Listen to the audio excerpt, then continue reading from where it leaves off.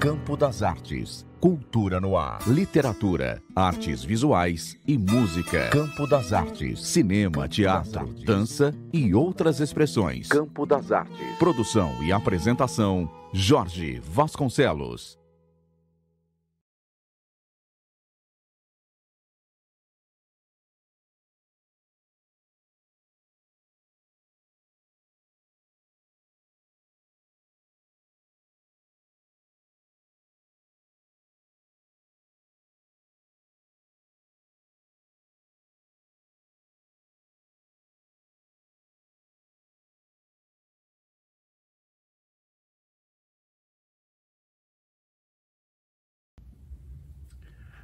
Olá, meu nome é Thiago Ales, eu sou professor e pesquisador na Universidade de São Paulo, na Escola de Artes, Ciências e Humanidades, também conhecido como EASH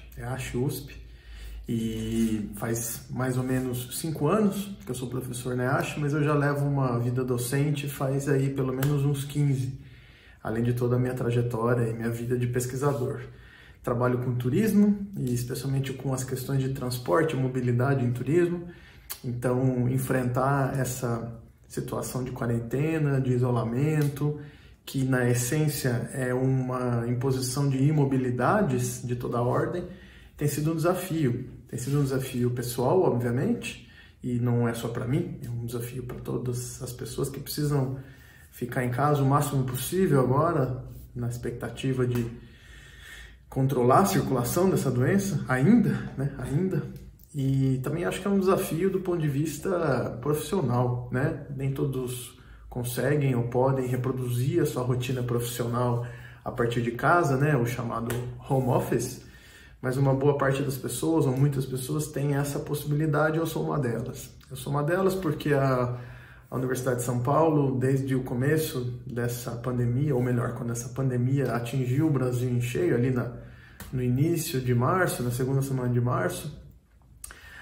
decidiu-se que as aulas seriam mantidas na sua forma remota e o calendário semestral, enfim, o programa da universidade não seria interrompido. Óbvio que houve um conjunto de adaptações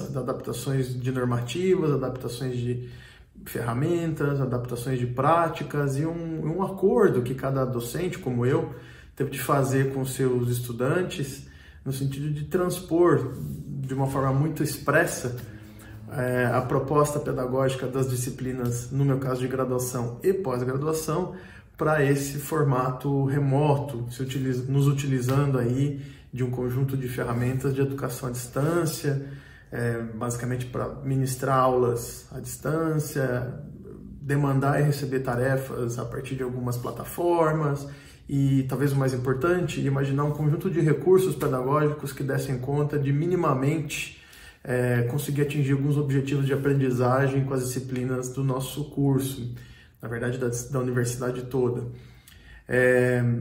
O nosso semestre está no final, então oficialmente o semestre deveria acabar na primeira semana de julho, mas com todos esses ajustes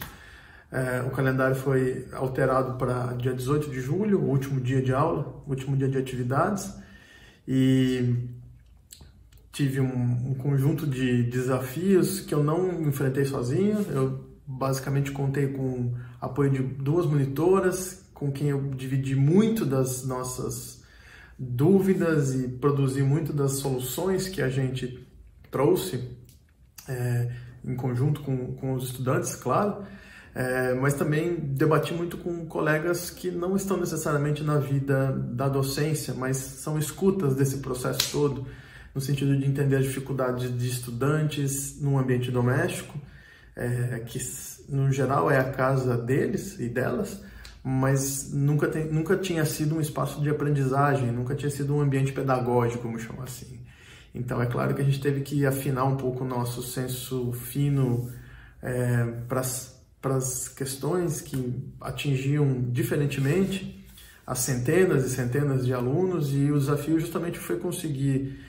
seguir um percurso pedagógico dentro de todas as disciplinas e, ao mesmo tempo, ficarmos atentos e atentas com relação a essas sensibilidades do contexto em que cada um vivia, que de verdade nós não conhecíamos em detalhes, né?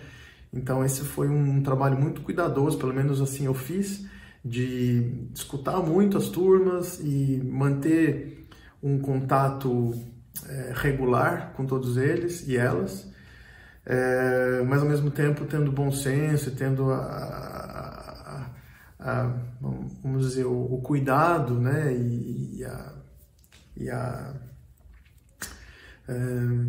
a sensibilidade mesmo de entender que não se trata de tempos normais e, portanto, rendimentos e dedicação variam muito, né? Acho que sobrevivemos em todos os sentidos. Eu digo isso porque eu fiz um conjunto de escutas e avaliações junto com as turmas ao final e os resultados foram interessantes. Todos e todas aprendemos, tanto eu como docente, a usar ferramentas e produzir recursos didático-pedagógicos com os quais eu nunca tinha lidado antes, tive de aprender, minimamente tive de aprender, acho que foi um resultado interessante, e mesmo as turmas que estiveram disponíveis e envolvidas com as atividades remotas. Óbvio, isso a gente percebe conversando com eles e elas, que essa quebra nas sociabilidades cobraram o seu preço, então acabou sendo um trabalho muito distanciado dos contatos humanos, obviamente, pela impossibilidade do momento, por mais que conversássemos, nos ouvíssemos, fizéssemos atividades de maneira minimamente coletiva, essa barreira dos aparatos tecnológicos acabava sendo um elemento desagradável, né? Porque a gente não estava sociabilizando. Também tenho minha vertente de pesquisador, essa é uma incumbência em geral de todos os docentes da Universidade de São Paulo e de quase todas as universidades, atuar em várias frentes, e uma delas é a pesquisa. Sou orientador, tenho vários orientandos e orientandas de mestrado e doutorado que pesquisam turismo e suas múltiplas variâncias, e cada um e cada uma está num momento diferente da sua pesquisa. Então, alguns estão acabando, e, portanto, é só um desafio de conseguir organizar a vida para produzir a dissertação ou a tese, mas outros estão no começo dos trabalhos. Então, grandes interrogações surgiram sobre como abordar esse fenômeno do turismo, que muito provavelmente vai sofrer algumas transformações, ou talvez não. Enfim, existe muita especulação e muita expectativa sobre o que vai acontecer daqui em diante, com essa atividade que essencialmente se dá em função de mobilidade de todo tipo, e isso gera uma certa angústia, por um lado, mas também toda uma efervescência de reflexão que é muito própria do ambiente acadêmico, para, se for o caso e como for o caso, reenquadrar e reestruturar algumas pesquisas. Isso não aconteceu ainda, eu tenho lidado de uma forma muito cautelosa e prudente, no sentido de pensar ajustes, né, nos enfoques de pesquisa, assumindo que, por mais que sejam intensas as transformações que vivemos e ainda viveremos, eu tenho insistido e apostado na ideia de que o momento é de uma observação muito cuidadosa, muito apurada do momento que a gente vive, tanto para não embarcarmos em aventuras de futurologias de todo tipo, mas ao mesmo tempo para não deixarmos de fazer as observações que o contexto nos exige, especialmente numa área como a minha, de turismo, em que as viagens são um elemento constitutivo essencial, e são justamente as viagens que estão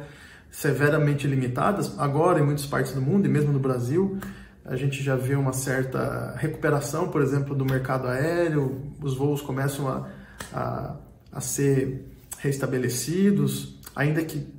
essa é uma opinião muito pessoal. Eu acho que o momento ainda é de muita preocupação, e a gente tem números de casos muito altos no país, de maneira que esse retorno às chamadas atividades normais eu vejo com alguma preocupação, apesar de que a gente também sabe que existem milhões de pessoas que estão comprometidas em suas receitas, em suas rendas, em seus salários, afinal muitos são autônomos e autônomas. Então é uma encruzilhada bastante grave, inclusive no que diz respeito ao turismo.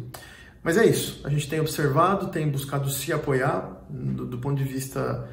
profissional, do ponto de vista humano, se valendo de todos os recursos institucionais que, no meu caso, a universidade pode oferecer, e respirando fundo ao fim e ao começo de cada dia. É uma situação inusitada, uma situação com a qual muito provavelmente ninguém viveu de uma forma semelhante, e o grande aprendizado, se é que a gente pode dizer que se aprende alguma coisa com isso, é sabermos como reagir, em que medida reagir, com quais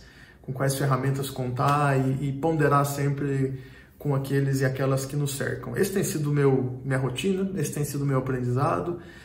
Não vou dizer que não sofro, que não acho que vá sair disso com muitos